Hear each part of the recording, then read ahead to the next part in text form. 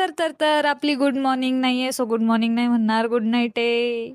रात्री 12 वाजताच बर्थडेची सुरुवात झाली होती. माझे फ्रेंड्स रात्री 12 वाजता केक घेऊन आले होते. केक वगैरे घेऊन कट वगैरे केला. त्यानंतर सकाळी उठले. आईने औक्षण वगैरे केलं, मम्मीने औक्षण केलं. त्यानंतर पार्लरला जाऊन मला खूप सारे सगळे गिफ्ट्स भेटले होते. ते गिफ्ट्स ओपन केले आणि त्यानंतर हेअर वॉश वगैरे करून ते गिफ्ट्स खोलून एक्साइटमेंट बघा गिफ्ट खोलायची. मी गेले मठात. मठात बाबांचं दर्शन घेतलं, बाबांकडे प्रे केलं यूट्यूब चॅनलसाठी आणि त्यानंतर घरी येऊन परत मी गेले माऊसोबत माझा ड्रेस एक्सचेंजसाठी, जो की मला आवडला नव्हता बिकॉज काहीतरी प्लॅन होता मम्मीचा, तो मला माहिती नव्हता. माझ्यासाठी सरप्राईज होतं. मम्मीने माझ्या एवढं नंतर ज्यावेळेस मी ते सगळं बघितलं, मम्मीने एवढं सगळं प्लॅन केलं, मी एवढी सरप्राईज झालते, एवढी सरप्राईज झालती, खूप इमोशनल झालते. अशी मम्मा लाईफमध्ये सगळ्यांना भेटावी आणि खूप लव्ह यू मम्मा and thank you so much for this lovely surprises.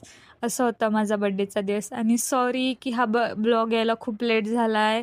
इतके दिवस ब्लॉग आले नाही आहेत. Thank you.